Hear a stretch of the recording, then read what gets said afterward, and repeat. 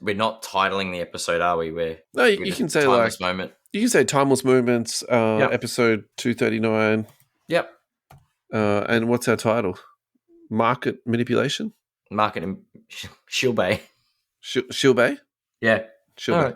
Yeah, Shill Bay. Yeah, that works. Welcome everybody to episode 239 of the You Can't Comp This NBA Trading Card Podcast. We're your hosts, Adam Amy and Russell Gibson, and we're back with another timeless moment today titled Shill Bay. Shill Bay, which is a fun one. SHILL space hyphen Bay. I feel like kids these days would just make it one word. Yeah, Shill and maybe the A would be like an @ symbol, and maybe B would be capital B. Yeah, probably. Yeah, something like that. Our generation would use a hyphen though, and that would still be pretty cool. I feel like we would definitely have it. It'd be a hyphen for ours. Anyway, we could go on and on about how we would manipulate the title and how it was spelt. But I think the more important part of this episode is actually talking about the way the market's been manipulated, or the hobby market very specifically. Yeah. I thought I'd try and bit of segue to You chucked something to my DMs this week, and I thought it was definitely worth talking about. So why don't we just run through that, and then we'll kick it off, eh? Yeah. So I came across a reel. Credit goes out to the Hobby with Cage if you're on Instagram. So credit to him. If you're not following, give him a follow. Talking about just some stuff that sort of his post says, "I'm not saying it happens, but it happens." If that's sort of a read between the lines scenario, and for those at home, I'm actually trying to share the video, but basically what the guy is saying is, if I list a card online on eBay and I buy my own auction, so I buy a card for $1,000, I list it, I bid, and I make it like I buy it for $10,000 or $5,000, sure. Right? Effectively. Yes, I'm paying. I pay myself that $5,000, but I'm not really out of pocket because I'm just putting the money back in my pocket. So I've still only paid $1,000 for the card. So I now have a comp on that card. You would pay the fees on the 5K, but whatever of course. Yep. But you would only pay the fees, right? Because then you get the money or after post fees, and you would have a card that you quite literally have 5x. 5x. And you can go, you know what? I'm going to go to a trade show and I'm going to sell that at 80% of comps, which happens to be $4,000, pocket 3, done. Now, the post was very much I'm not saying it happens, but it happens. Like it's possible. The actual quote on the IG reel, because I don't want to put words into his mouth. It says, "I'm not saying it happens. I am saying it's possible." No, that's fine. I think we can take over from here and we can speak our own words. We don't need to Agreed. Try and put words into other people's mouths. Yeah, 100%. This absolutely could happen, and I would be shocked if it's never happened. In fact, I'm going to go out on a limb and say this is 100% has happened. Yeah. I just wonder if, like, being practical about this, if there's a way that people then somehow get around paying those fees or minimizing those fees, or maybe even getting some of those fees back, just to maximize their return on investment. I actually feel like that's where the better scammers or the people who've been doing it for longer can sort of find those like angles into it. Or for example, with emerging markets. So for example, if you sold it on the PSA Vault where there's no fees on that platform. Yeah. Does that comp then go into Card Ladder or 130point.com to give you some comp data? So that's sort of like a bit of an interesting one for me. Yeah, that is true. And then can that actually be manipulated and to be brought forward? So my only thing about this is like, how much time are people putting into these scams? And there's also the answer to that, right? Like there's enough, as long as there's money to be made, people will put a reactive amount, like an equal amount of effort into scamming people. I think you'd have to do it with low pop cards, or you'd have to do it with a card that doesn't get sold that often because. True. So for example, the easiest one to work with on this is Trae Young. So we know that there was a group of people from allegedly, Philippines or Manila, something like this, that had heavily invested into Trae Young. He went upside down. It was the same, year as Luka Doncic And going through COVID, la, la, la. They lost a heaps of lot. money, and they're trying to recoup their money by basically just shilling up every auction that went online. And I don't know how they did it. Like the number of auctions that they bid onto, and I'd put that into that same thing of like, if you're running a scam for long enough, you actually get really good at it. Maybe they had bots out there literally bidding up every single Trae Young auction in existence. This is about big money. This is the thing, right? So when money's involved, of course, people are going to try and defraud the system. Anyway, it sucks. I think it does suck. I think the next logical step to go into is talking about people shill bidding up auctions. And so this is a different way that you can manipulate the market.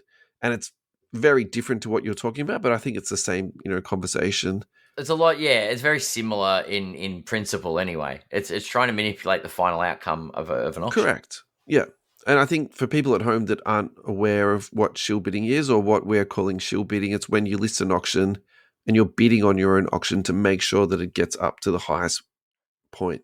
So, for example, the way that you can do it on eBay is you either have a second account or you're using a second account that's using a VPN or a bot to make sure that it goes up. Yeah. I think that it was easier to do it previously because you could retract your bids on eBay. You could bid it up until it went past the maximum, retract your bid, put your bid back in at, $1 less, and that basically pushed it all the way up to the top. Yeah. eBay have now removed that ability to do that. So I feel like they've absolutely made it harder for people to do that very obvious shill bidding, but there's no doubt in my mind that this does go on. Of course in fact, I would say one step further that I know it goes on, and I know it so much that I just don't even worry about it anymore.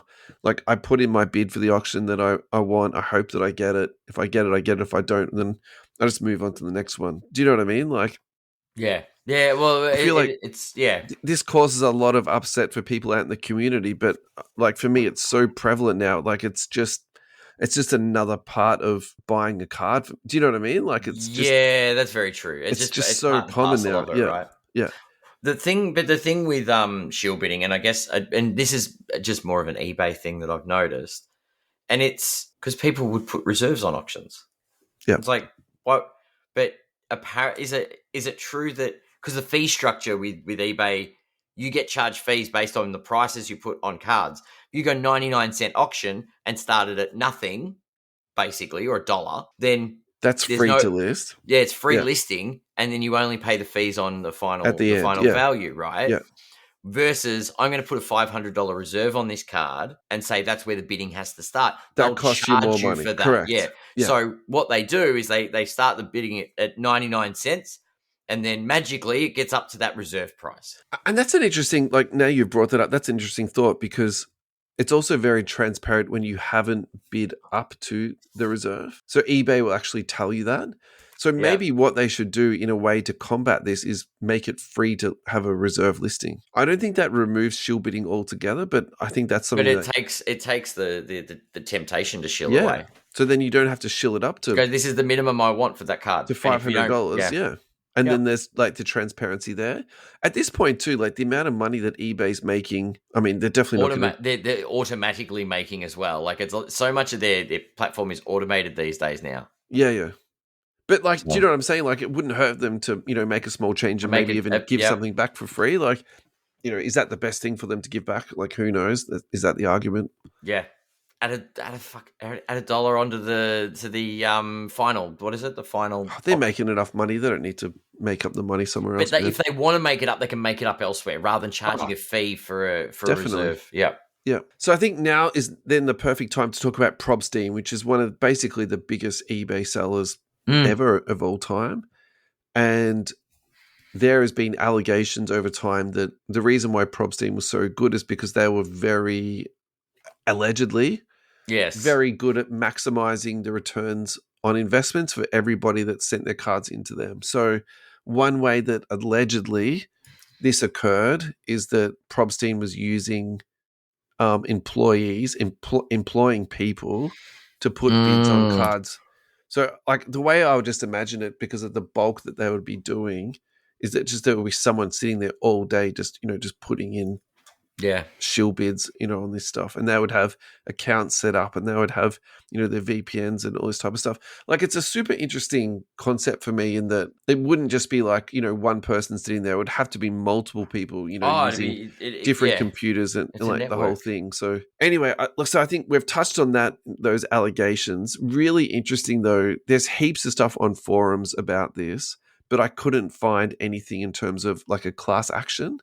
And my sort of memory was that there was a class action going on against them. And look, and Probstein himself has actually addressed this over time about shilling, and he never 100% denied it. He did say that, there's a lot of tiptoeing around that's right. The facts, right? Yeah. And he would never break the rules and all that type of stuff. But it was an interesting way that he sort of replied to that. Now is also the perfect time to mention that he is leaving eBay. Yeah. And creating his own platform, his own auction platform, which is called Shill?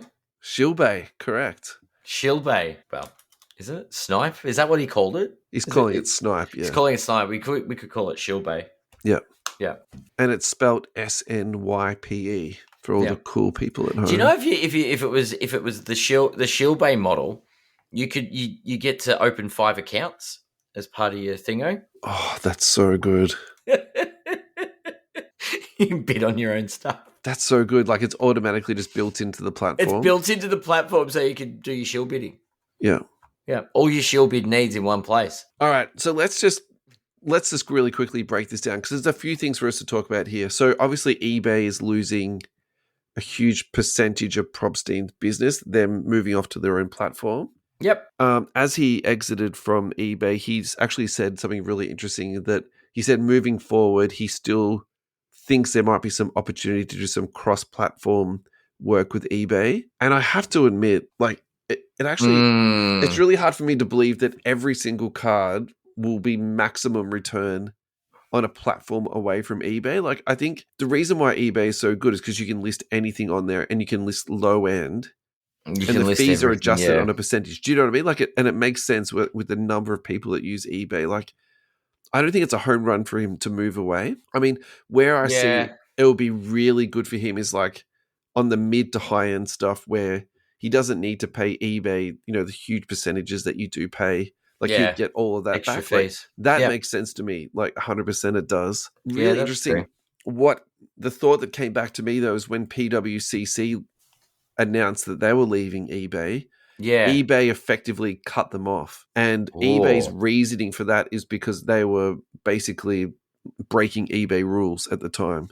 It was, Which was an interesting timing of when PWCC announces they're leaving and then eBay immediately kicks them off. So there was a bit of like word around that at the time that it really set them back, because then they had no income at all for a period of time. Like, they were just completely removed from eBay. There was no bridging process. It was just, you're off. No. The auction house wasn't set up, ready to go. So then they were sort of stuck in the middle there. Yeah. But that could be it. But that's they've kind of started the fight.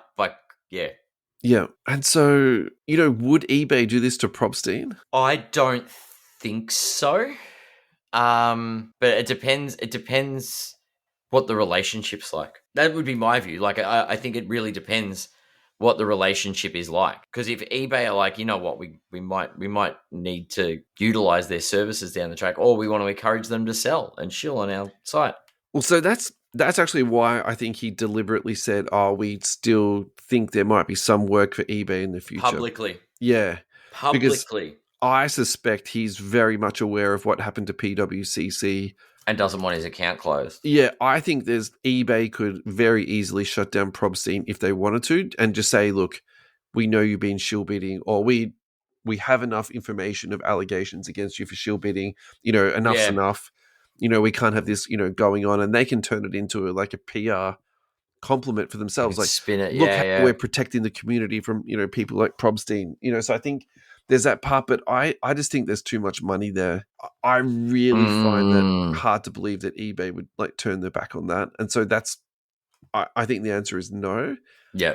If they do it though, there's kind of the part, that Schadenfreude part of me that's like, it's kind of awesome that happened. Like, so yeah. All right, moving on. My next question, or my next thought bubble for you, is that how does this negatively impact consumers. So, for example, there was a class action taken out against PWCC, PSA, and also Probstein for selling trimmed or altered cards. So, and this actually makes me think a little bit as to maybe another reason as to why Probstein is leaving, because PSA have spent a lot of time and a lot of effort into actually improving the customer service for people. So where I'm going with that is like they've got their authentication process in. Yes, there's still problems with people getting scammed on eBay. I'm not saying that it's a 100% it's not home run rate, but it's improving. They're making it much better for buyers. They're also trying to protect sellers at the same time too, but ultimately they're protecting buyers more than probably sellers, in my opinion. Mm-hmm. And so if Probstein is moving away from that platform, you then take away all of those guardrails from essentially an independent party. Like if you think about it, eBay is very powerful. They wield a lot of power in terms of a lot, indeed, penalizing sellers. Like that time that guy rang me up on the phone and yelled obscenities at me, he was off eBay in the next 2 days. They took all his listings down. I'm not too sure if you remember that episode, but that was something that happened. And then, we talk about PWCC, what they can do to them. And like you've had instances where you've been refunded money. Like it took you time to get your money back from your for it. Kobe. But at the same time, like I'm not saying I agree with what happened to you, but the process. I don't have a problem with them making people jump through hoops either, because you just have all these scammers just getting money back off eBay and off sellers, right? Like the scammers there are two ways that goes, right? You've also got the people that will send a card, like buy a card, and the scam is they'll get the legit card, but then take a photo of a not legit card and go, "You sent me the wrong card," and send it back. Yeah, for a refund. 100%. Yep, 100%. So what I'm putting to you now is I think this would go two ways. I think Probstein could be leaving, so then there's less guardrails for him. But is that better? But is that better or worse for consumers? Like, what do you think about that? Well, I don't know if people are going to jump ship and go to his trading platform. Sure, people might try it out, but there has to be a bunch of loyal people to Probstein. But yeah, but there's also a loyal to eBay or to Probstein, right? Yeah, true. And this is we enjoy eBay because of the protections that eBay afford us, because of so convenient too, because the protection that PayPal affords us, and everyone complains about the fees. Yeah, but the fees are there to protect you, right? Like they have to pay the bill somehow, so we pay all these ridiculous fees. But when things go like pear-shaped, then we're protected. Yeah. What happens if Probstein opens this new trading platform and it's literally just organized? It's just chaos. There's no guarantees. There's scammers at go-go. Like, surely you're going to have some level of security and just a way to protect your buyers. Yeah, I don't think it's going to be organized chaos. I think he runs the Wild West. I think he runs a pretty tight ship in terms of, getting that number of listings up. Like you can't do that with sure. But I'm saying the complaints. If you have the platform and you don't pay attention to the security on that platform, sure, and then you've got a bunch of people that potentially get ripped off. Yeah. I think I also think in the early days he will have his eyes focused on that, because if you're not protecting your new customers, that's right. I think also too that would go both ways. If you start selling absolute nonsense on there, well then why would no one's going to go there? Yeah, going to buy off there, want to sell off there. I don't think, like for me, that's not a massive. What is really going through my head is like in my mind, there's been a lot of change in auction houses the last 12 months.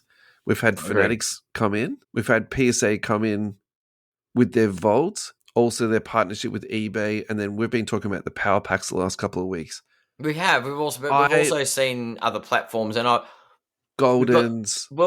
Whatnot's the big one where it's quick. Yeah, they're not long-term auctions. People are like 30-second auctions.